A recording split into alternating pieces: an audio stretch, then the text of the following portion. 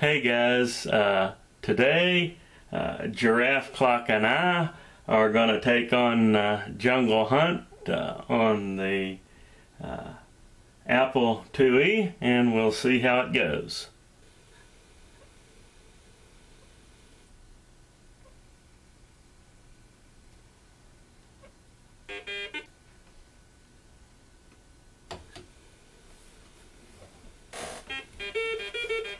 This is one game that shows why I am just as glad that I didn't get an Apple IIe back in the day, but I'm very glad to have it today.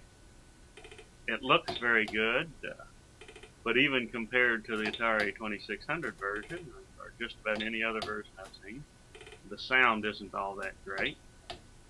No, I'd just as soon play it as any other version. But the reason I say I'm just as glad I didn't get the Apple IIe back in the day was because it was way more expensive than any other computer out there. And there might have been some good reasons to got it for a business machine, but as far as gameplay goes, I really can't say that I played any games on it that were any better than the Atari 800 or the Commodore 64 or my beloved Coco for that matter. But like I say, if I'd have had it, I'd have been happy with it. I'd have been happy with the games on it. But I am glad that I didn't pay that price back in the day. If I'd have got a Franklin Ace, which was a clone of it, and a good deal less expensive, I'd have been happy with it. That would have been a better value, certainly. But this is Jungle Hunt. I've never met a version of Jungle Hunt that I didn't like, and this certainly hasn't changed it. I would say that Jungle Hunt, more than any other game that I've played of any other arcade game, seems to have more difference from one platform to another than any others. I mean, there are some others that there were some changes, but there's generally differences from one version to another. Like the Atari 2600, in the final screen, you don't jump over the cannibals and rescue the girl all on one screen. It's a much different ending. And generally, these ports, I don't say generally, but from time to time you'll find one that there's a weakness perhaps in one screen where the rest of them are good, but one of them has a little bit of a weakness. This one seems to be a pretty good port all around. Like it quite a bit. The difference with this one is that on this screen, you have to get past the big boulder.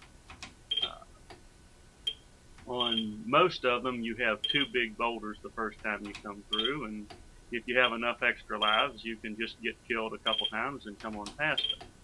But in this version of the game, at least the way it appears as far as I can tell, if you don't get past the big boulder, you just get a few more little boulders and then another big boulder, and if you don't get past it, you just keep going on until you run out of lives. And as soon as you do get past the big boulder, then that's it, and you go on to the final screen, which I'll be doing here. This is a little more challenging than some of the versions on the final screen. You got to get it timed pretty good. A lot of the screens, if you get past the cannibals, you got a little more time to get the girl, jump up on and rescue the girl.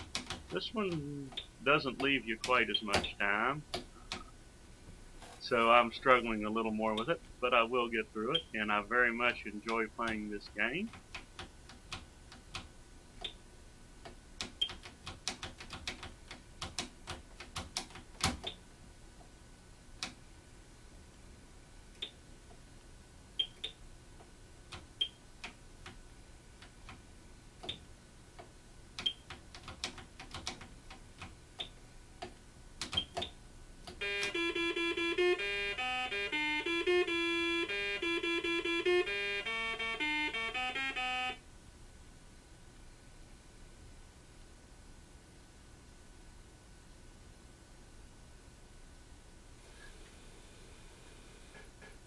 I hope you've enjoyed this walkthrough, and as always, from the Giraffe Clock and I, more later.